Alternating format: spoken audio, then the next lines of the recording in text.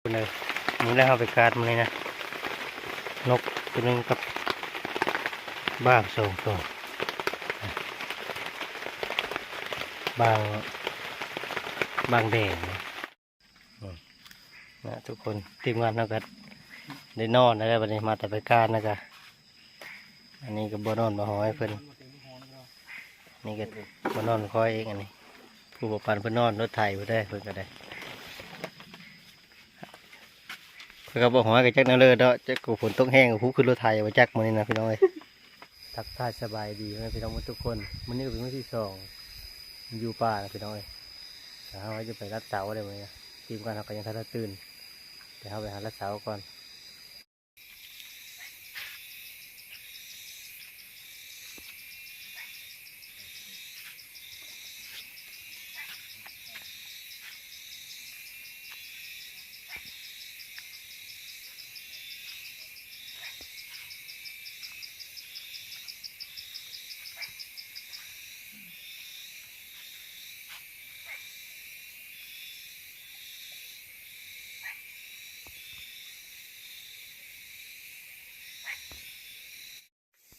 ตอนนี้เขาก็ได้มาฮอตบอลแล้วพี่น้องเอ้ยไปหารัดเสาก็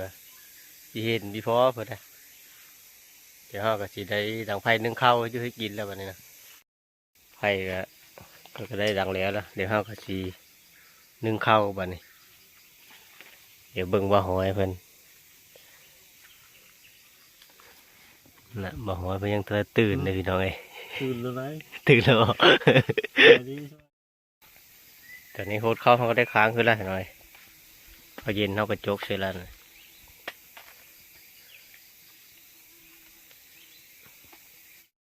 เขาเกิดอายขึ้นแล้วพี่น้องเอ้ยอันนี้เขาก็จะได้โคนกกับอันนี้ละบ้างให้ละ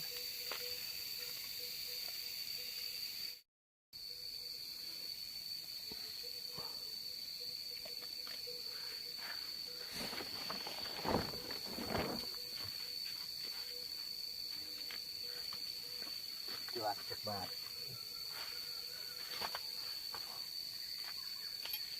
ไงเจ้าได้มันก็คนพันพี่ย่อยพี่ได้พี่เนาะตอนนี้นะแบบมันกินไม่อิ่มเนาะไอ้กินองค์มันอะลายอยู่บนนี้มันก็อิ่มเลยมันก็เลยกระป๋อมตัวเดียวก็ไม่ใช่เลยไอ้กินเนี่ยไม่ได้กินตัวนึงได้พวกนั้นกินมากไหมอิ่มก็เนาะพอเลยพอเราดูนี่ยิ่งเจ๊เลยเอาไว้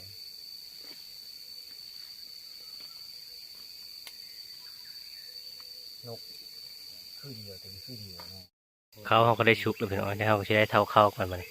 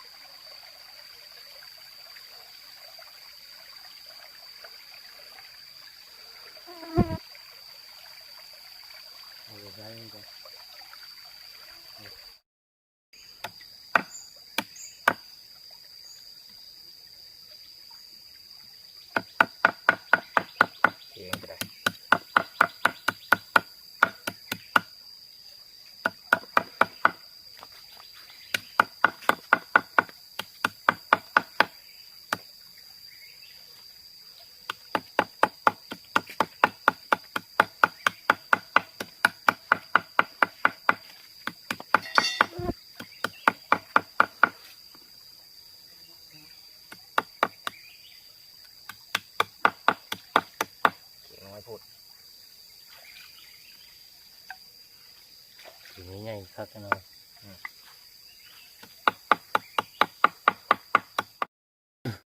ตอนนี้ว่าปันเพิ่งก็ได้พักแล้วล่ะบางเลยอันนี้ก็ชื่อปูนมันกินปูนบางแซ่บได้ขมลำแล้วแล้วก็จะได้ไปลาบแล้ววันนี้พักแล้วแต่บางหอยมันก็จะพักนกต่ออีกวันนี้นะก็จะพักโคเลยนกนี่ถอนจะมีเนาะโอ้ย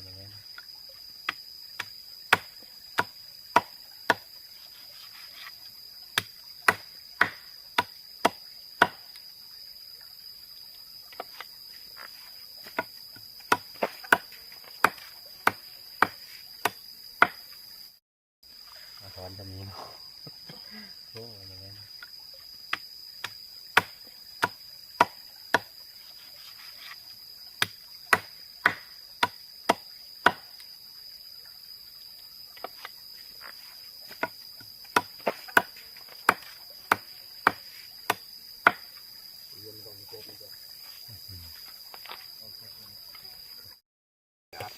ว่าปั่นเพื่อก็ได้ตำเจียวซื้อลาบบ้างแน่หน่อย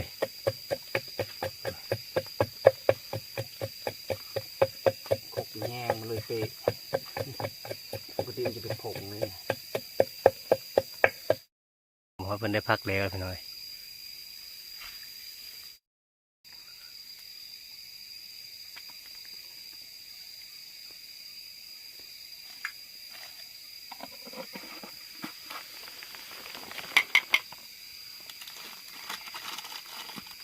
คือกระใส่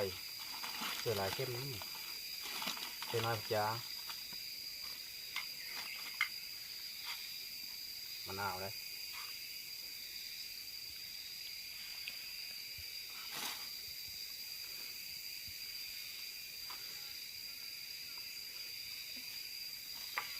ซื้อเครื่องเดี๋ยวยังคู่อะไร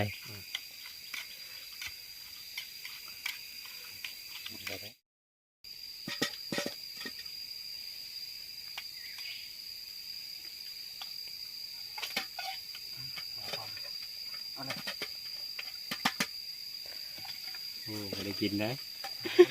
เป็นยังไง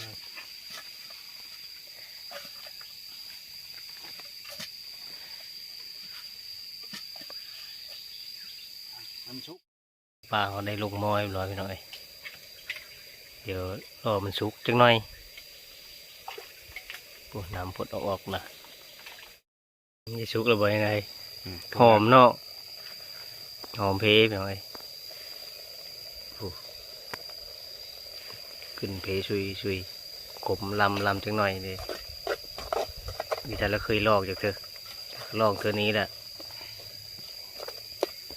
สีมือเอาปั่นก็ได้เลย ให้มันดูชุบชิมก่อนถ้าพี่พ่อเผื่อกะจะได้ตื่มค่านี้แค่นี้ ดีเลยรสชาติ พอมีได้เลย สามบาทบ่เอาเอง แต่ อาชีพเบิ้งลองเบิ้ง แซ่บขนาดเขาปั่นเนาะเดี๋ยวเขาชิมเราเพิ่มหน่อย ซื้อเป็นงูหลายพวก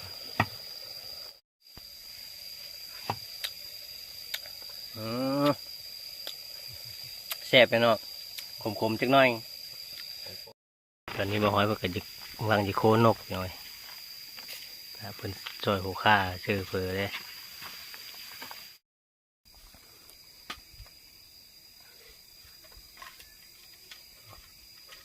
โคสุกแล้วก็ปรุงนี่บัดนี้หน่อย เจอทำมาฟิกแล้ว เลยเขาโคแต่ละโคดึงโคเลย ขึ้นได้น้อยก็เฮ้ยขึ้นน้อยก็บาดนี้ ของดีโคนกอยู่เด้ของดีมีน้อยได้ของดี ตายใหญ่ก็ท้องว่ะพี่น้องเอ้ยยิ่งเข้าแห้งจัก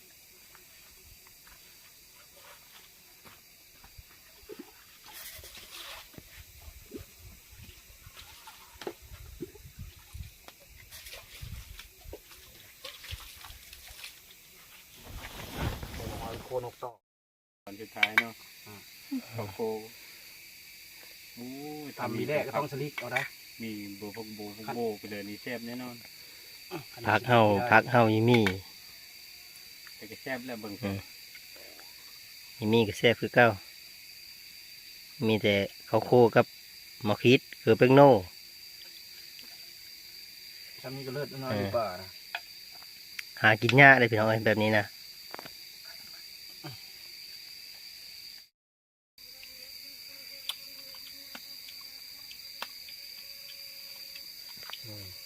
คือเร็ว โอเคเราโอเคละ โอ้ยยังมาเร็วฮะก็เป็นโง่อยังเนาะป่าจะเอาให้ตาบมาจะเชิญนะ3 ดอกมาเจอโคนกนี่เชิญเดียวนี่บูเบอร์ดิยังมีครูเดียว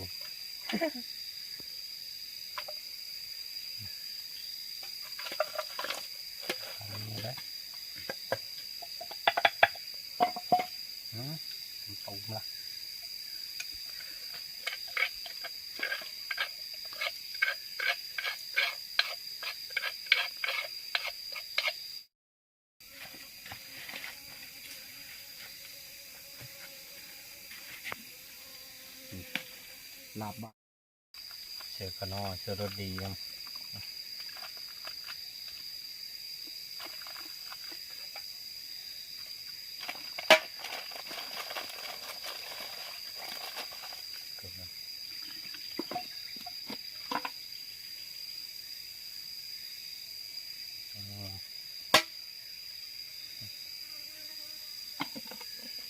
จะลาย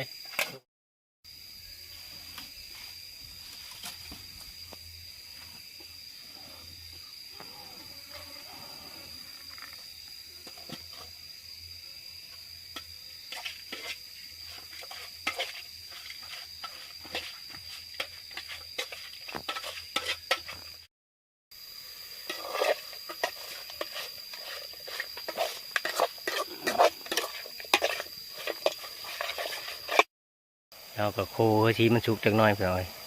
สีมันสุกแล้วเราจะได้ซื้อนำนะตอนนี้ก็หอมละหอมหูกระเทียมหอมโมค่าละพี่น้อยเป็นแต่แซ่บแล้วนะมื้อนี้นะเมนูมื้อนี้มีแต่ของดีๆพี่น้อยมีลาบบ้างกับโคนก 3 อย่าง แกงเฮ็ดเฮาแน่แกงเฮ็ดเพาะเมื่อคืนนี่นะย่างอยู่พี่น้อยโอ้มาปั่นเพื่อก็เอาดอกจะโกบมาเชย มีถึง3 อย่างเลย ตัวโคนกกับลมฮิตอีมีดอกก็จะโกบแล้วก็เฮ็ดโปะ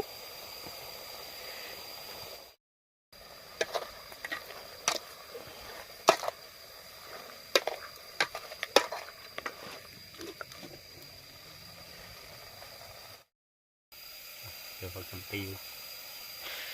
เอาตุ่มติวเชยอี น้ำลงมาวันนี้เดี๋ยวเล่นนี่ก่อนเครื่องตีนี่ก่อนเล่นเครื่องตีหอมอะไรมีเชื้อราเลยน้ำเอาไว้ไม่แห้งนี่เสร็จเห็นละ พอได้จำจักหน่อยบ่ ไปจำแนวเขาจังน้อยยันเดี๋ยวชดมันจังน้อยยันแซ่บแบบหาน้ำชดดีมีนั่นนะแซ่บได้เลยนะแช่รถไปนี่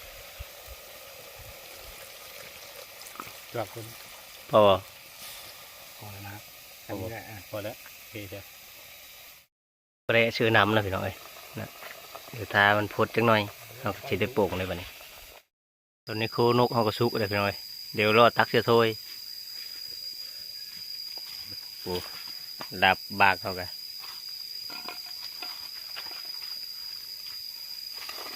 คือบ่ฮอนนะ อาหารเท่าก็พร้อมเลยพี่น้อยโคนกไปเลยตัวพิจารแซ่บไปดิมันก็รับบ้างนี่แกงเห็ดเพาะเฮาอาหารสาบย่างมันจะเนี่ยแซ่บเลยมันนี้นะอาหารดีได้มันนี้ได้กินข้าวได้พี่น้องมันนี้นะ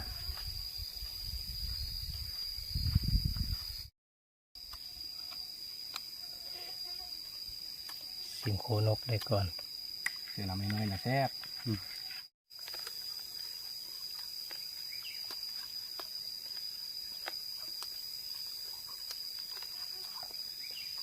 โอ้ต้มน้ำเลย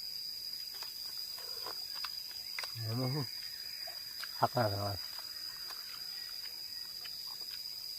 มาผมไม่ไปน้องกินข้าวเด้อมีหลายเมนูเลยมันของแซ่บทั้งหมด มันจะได้แซ่บๆได้มันนี้นะอาหารดีพี่น้องเอ้ย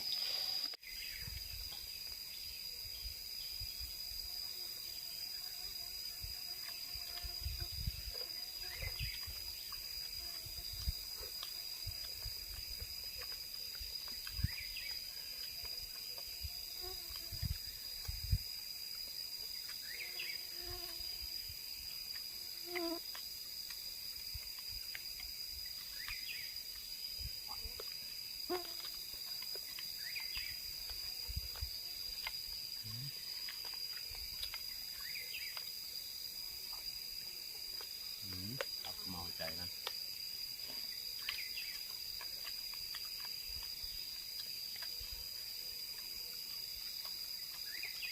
เราตามเลยทำไมยำแต่ตบเลย ตอนนี้ก็ค่อยก็ได้กินข้าวกินน้ำแล้วล่ะพี่น้องเอ้ยก็